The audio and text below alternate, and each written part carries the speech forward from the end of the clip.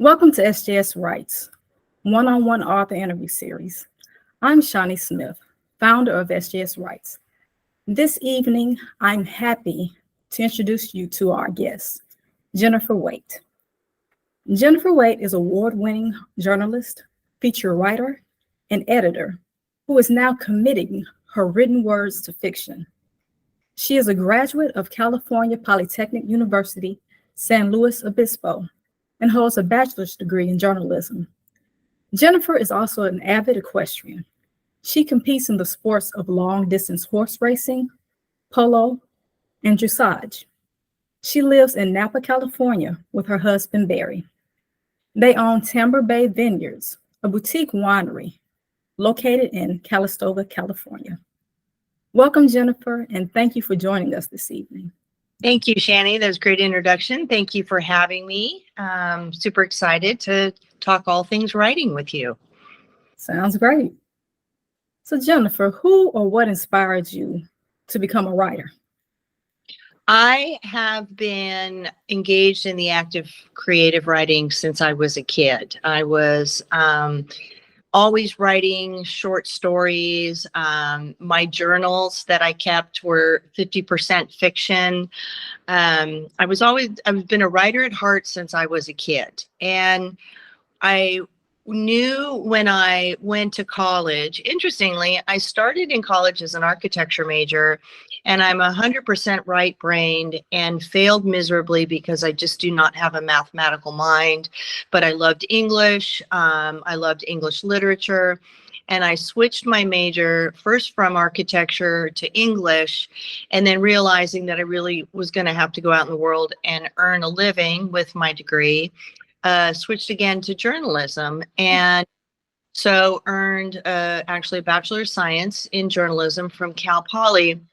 But my interest was really in the magazine business, much more so than being a newspaper journalist. And so I kind of, at school, I was able to create my own curriculum and focus on feature writing, and really found my niche with that. And from college, I went on and had a great career in the magazine industry, initially in the horse industry. I've worked all over the world thanks to my interest in horses and my degree in journalism. I always say my degree got me the jobs that I had, but it was my interest and experience in horses that put me in my niche. And I worked for about 15 years for a large publishing group, for a group of equestrian magazines.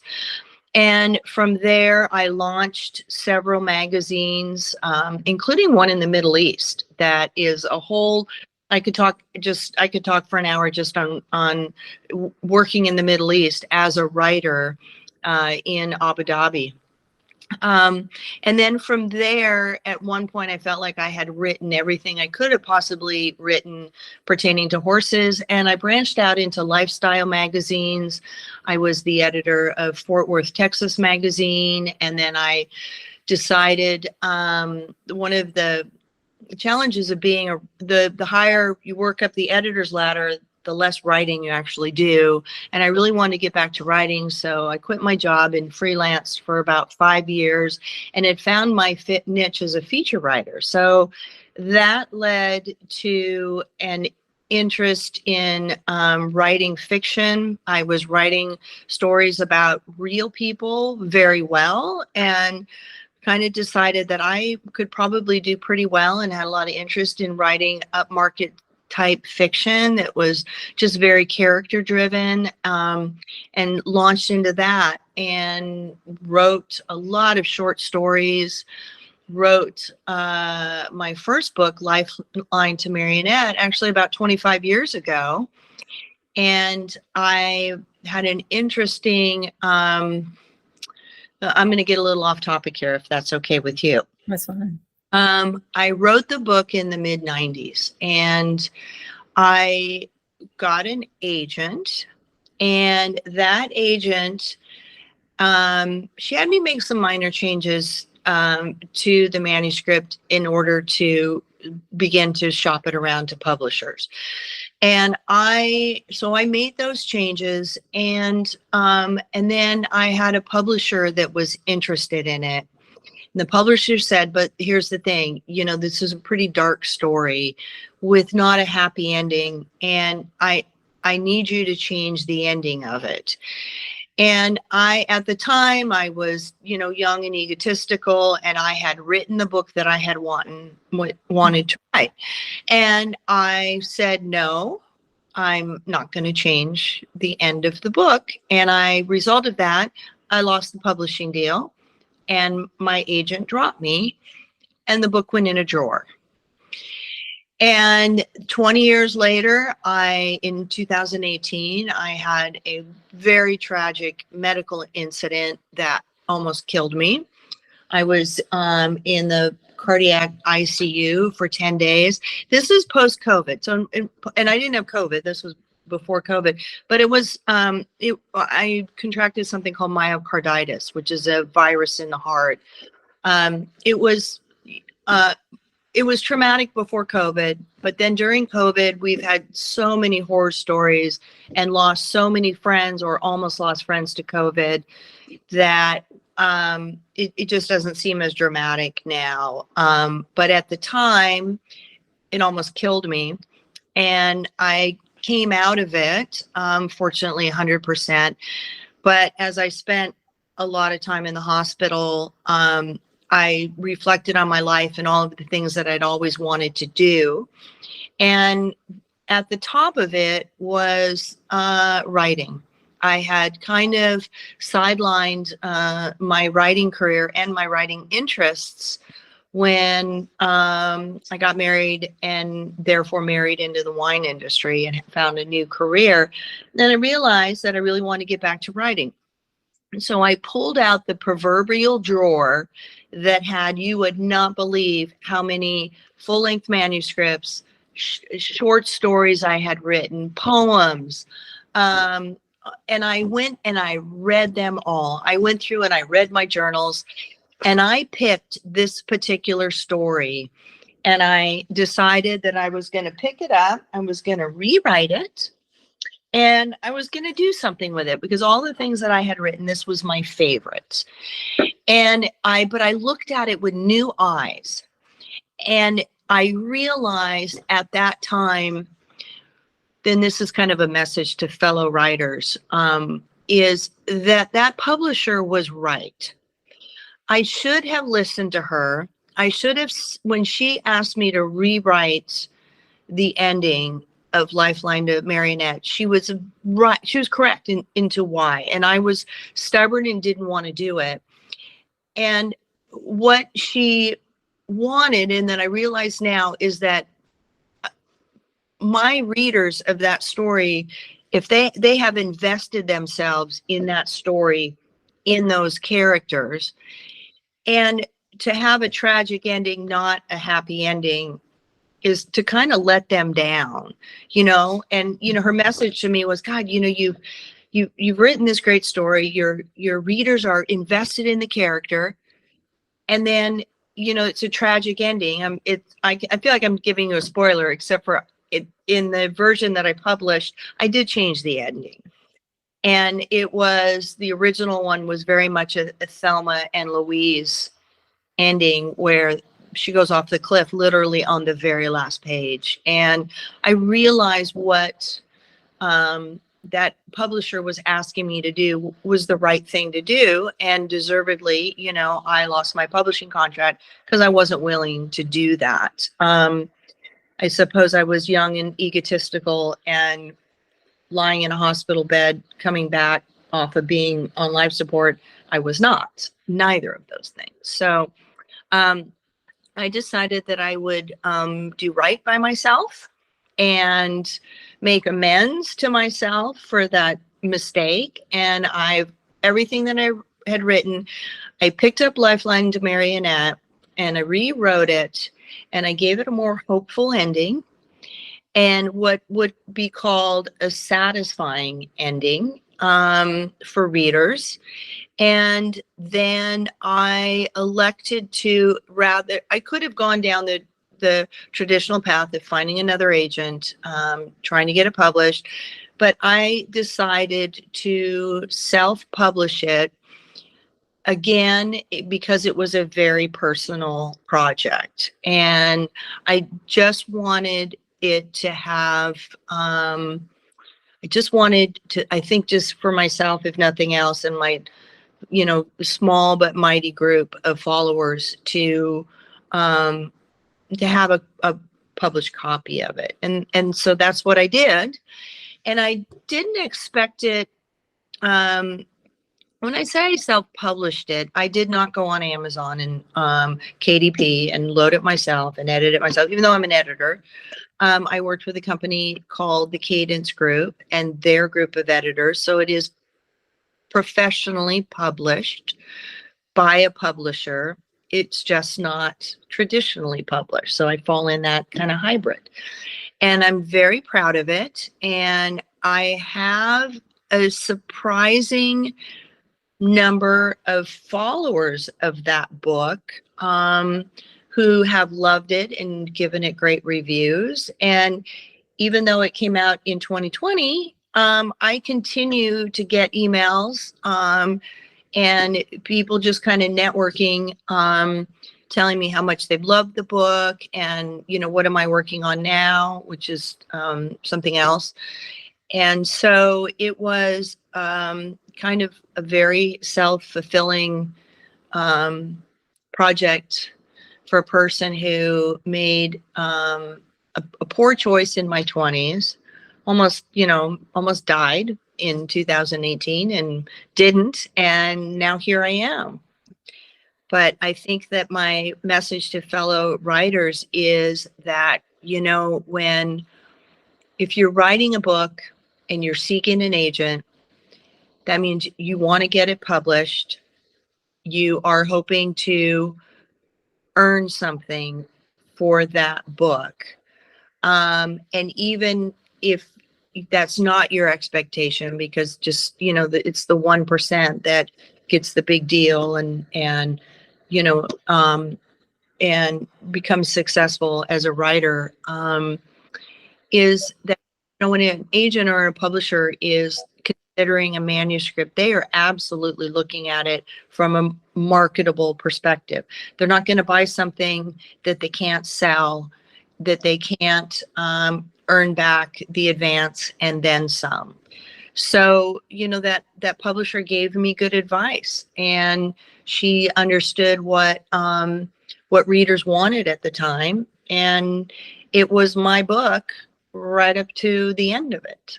So hopefully that's a little piece of sage advice that took me 20 some years to figure out. Yeah, sometimes you just have to go through, unfortunately, some things in order to get to the point where you really want to be. Exactly. And let me tell you what, that's not the first and only time that's that's happened to me, where I've, made a decision. It was not the right decision. And it's taken me a while to kind of reflect back and look at that. But the end result is something that I'm very proud of. I'm glad that things happened the way they did. And I,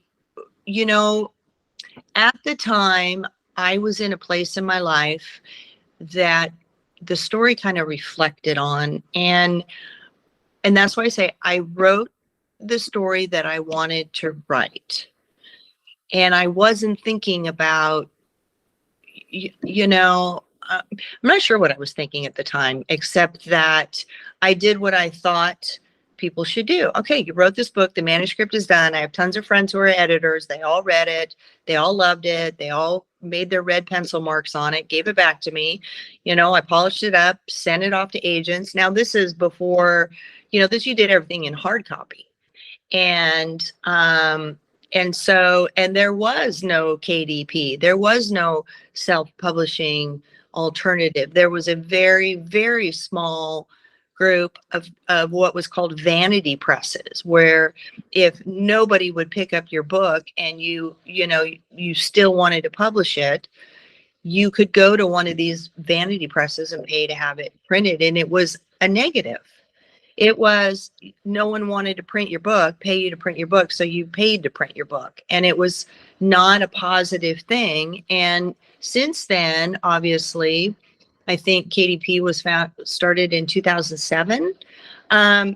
It's running neck and neck with traditional publishing. And there are, I don't even know how many thousands of titles are published every year, high quality self-published titles. And there are self-published authors that have their own publishing companies that do multiple, do series. And gosh, I wish I could remember the name of the gal that, Marie Force. Do you follow Marie Force? You know, she is a hugely successful author. All her books are self-published. Of course, you know, the number one on the New York Times list forever, top writer in the US, Colleen Hoover. Verity was originally self-published. She will once in a while just take one of her books. She's so prolific, self-publish it, and then a publishing company picked it up, which is called a takeover. So, you know, there's so many options out there in publishing for writers, and it's getting more and more difficult for writers to get an agent and a publisher to pick up their book, because there are absolutely trends in publishing. And that's one of the things that I study now, you know, as a writer, and as I continue to write, what the trends are in publishing. And it's really interesting. And also things like book length. My current manuscript that I just finished, the first draft, was 169,000 words. And my mentor, and I have an agent that I work, an editor that I work with. My mentor and my editor that I work with on this book, two different people, both said, I don't care how good the book is, it's too long. An agent, as soon as you put that in your query letter, that it's any count over 100,000 words, you will not get anywhere, especially as an unknown author. That they said to basically, you got to cut your book almost in half. And so here I have this exact same thing that I heard before with the first book, that was, you need to change it. The first one, it was, you need to change the finish, the ending. This one was, your book is too long. You need to cut it from 169,000 words to 100,000 words. And I'm like, I don't know that I can do that. Now, I said that to myself. I've learned my lesson. I did not say that out loud. And so I have spent since June cutting the book, just like going through. And I'll tell you, if anyone knows how to cut a book at this point, it's me. Yeah. So that's my, it's my life lesson as a writer. In Lifeline to Marionette, Michelle, the main character, is depicted as a codependent, soft-spoken, yet mysterious young lady. Mm-hmm. What was your motivation to provide her with all these attributes? That's a really good question. So the character of Michelle Seiko is, if you were to, read her fictional bio, she is a young supermodel. She's very successful, famous young model. And she comes across, I don't know, I don't know that I necessarily agree with your description of her. I would use that she is all those things, but she's also troubled. She's also a deeply troubled individual. She's in a situation, she leads a high profile, stressful life. She's not a strong, independent person. She has a posse of people around her who control her life, hence the name. The name of the book, Lifeline to Marionette, is a reference to the main male character is the lifeline, and Marionette is Michelle. And she, she succumbs to the pressures of her public life by falling into the depths of drug addiction. And in an unexpected way, she meets an individual, a man who is much older than her, who helps her find her way in, and by finding her way, helping her to understand that she does have choices in her life, that the people are, what the people are doing who are controlling her is wrong. And he helps her kind of learn to be strong, while at the same time learning to begin the process of overcoming drug addiction and recovering that. There's a very strong metaphor in the book, and that is snow. The story takes place in Aspen, Colorado, and the entire story takes place over about a 1 week period of time, right around Christmas. But it's not a Christmas story. It's a winter story. And the metaphor in the story is the snow itself, the location and the snow. And Michelle is like the snow in that when you see a fresh blanket of snow and you look at it, it's beautiful. It's perfect. It's pristine. There are no blemishes. There's nothing ugly about a fresh blanket of snow, and you don't see what's underneath it. A foot of snow can cover a pigsty, and you would not know. It can cover a lot of things. And so Michelle is like the snow. On the surface, she is this beautiful, pristine, unmarked surface, but just underneath the surface, you really don't know what's there. But what is there isn't pretty. And that's kind of a thread that is woven through the entire story. And the main character of Jason, Henry, digs through the snow. He breaks through the surface and is mature enough to not be shocked by what he finds, but understands that this is something that he's compelled to help her. It's true. And as you've mentioned, Michelle is overwhelmed in the book by being in the spotlight and trying to live up to the expectations imposed upon her personally and professionally. Mm-hmm. Why do you think it's so important, or it's so hard for people to set boundaries? Why it's so hard to set boundaries? Okay. I think for a young woman to be out in the world by herself is a very scary thing. Is one thing. For a young woman to be out in the world by herself without any really truly trustworthy people or a support group, and yet she's a very public figure, so all eyes are back on her, would, I imagine, be a very terrifying thing. So why is it so difficult to set boundaries?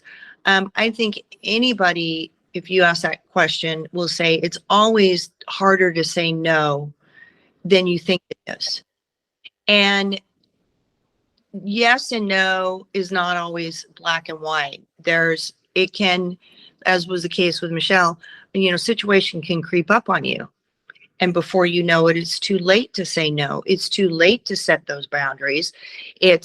You've gotten yourself into a situation where you did not intend to get into that situation, but by the time you realize it, it's too late and you can't get out.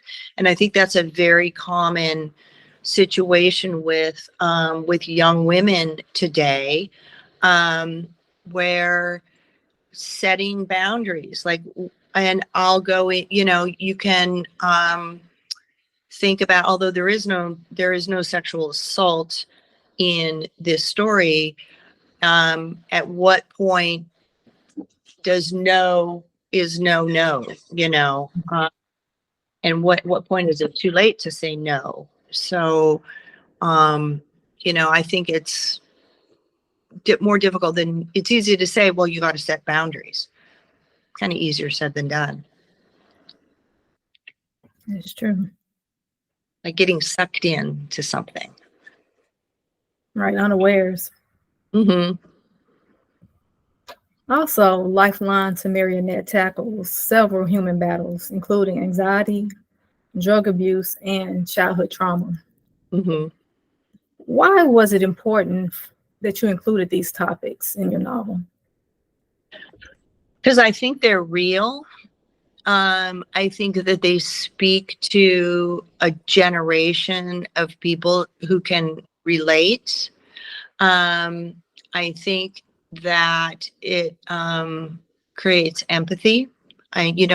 Readers have to empathize with their characters in the book. Otherwise, you don't have a devoted reader. Um, it's very important, and I think that those are topics that are, even though they're difficult, a lot of people can relate to them in one way or another, either directly or indirectly. And I wanted to make her human. I didn't, it's difficult to say this is a story about a supermodel. Well, I don't want to alienate anybody. Oh God, I do not want to read another book about a gorgeous, rich, skinny bitch. But she's really none of those things. She's a real person with struggles who has gotten herself into a situation she doesn't necessarily want to be in. And she's violated by having, no right to privacy and no right to make decisions for herself. And she's also very much at the end of her rope. And she is quickly kind of caving into, the grips of her drug addiction.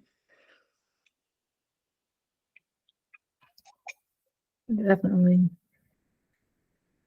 Jennifer, what advice would you give to writers who are experiencing writer's block? I get asked that a lot because I when when here's what I do, and it works. And this comes from my training as years as a journalist and an editor. When I feel like writing, I write. When I'm stuck, I edit. So if I'm, but I also don't write necessarily in a linear fashion.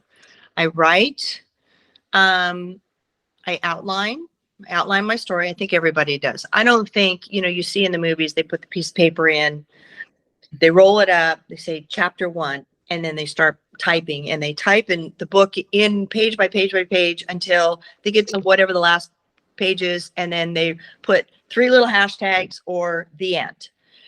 I don't think today's modern writer necessarily writes like that. I think they write from an outline and then work from an outline. So for writers who do write from a storyline, I say you don't have to write in order. You can move around your outline and flesh something out, flesh an idea out. Or if you're stuck and you're like, God, I just don't know how to handle this scene, or I don't know what to do, go back and edit. Go back to the beginning, pick a random spot, go to a chapter you just finished writing, read it again, make some edits. So if you're stuck on the writing, edit.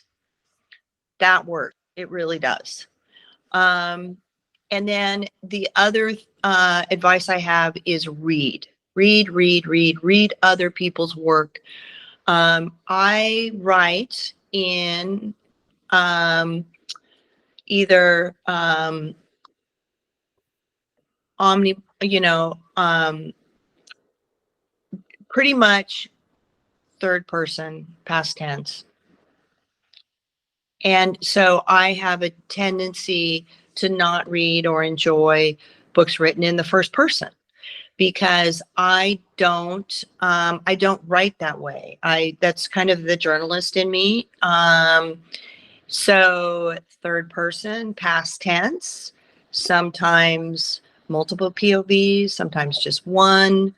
And And so I have a tendency to read the same style as what I write. And when I am, I am constantly reading book reviews. I'm reading the top 100s lists. I'm always on Goodreads. I'm always like, I subscribe to a lot of book lists. And then, Publishers Weekly. I always read the shorts on all of those and the reviews and who's picking up what. And the first thing I always look at, does the story interest me? And then what tense is it written in? And is it third person or first person? And I will rarely pick up a book written in the first person. And that's just me. So I just say to other writers, read books that are written in the similar tense that you write in, because that will give you some really good ideas on sentence structure, on do's and don'ts. And it might jog your mind and go, oh, you know what? I'm going to go back and I'm going to rewrite this scene about, maybe it's, I need more dialogue or less dialogue, or I'm head jumping. And that would be my advice. That's sound advice, because I write using an outline. Mm-hmm. Yeah. So if you're stuck on your writing, then edit. If you're stuck on that, then just go back, take a break, and read. Jennifer, what current or upcoming projects or events would you like to share with the audience? What upcoming projects? Well, as I mentioned, I am deep in the throes of editing my second book. It's called Mountain House.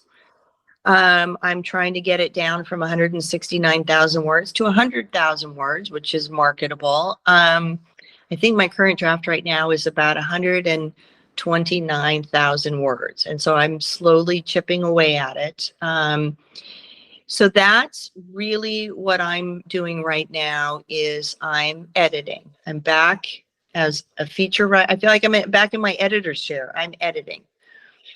And then my next step will be, to start querying and hopefully pick up an agent that will lead to some interest from publishers. And if I do, and that publisher asks me to make some changes to it, I'm going to. Lesson learned. Mm-hmm. Yeah. Jennifer, how can our audience connect with you and purchase your book? Okay. The book is available. The first thing to do is look it up on Goodreads. And it is available. You can get it at bookshop.org, Amazon, Barnes and Noble. Request it from your independent bookseller. And that would be as far as how to get the book. And then as far as connecting with me, you can email me, my name, Jennifer@Waitte.com. Go to my website, Jennifer Waitte. Instagram is Jennifer Waitte.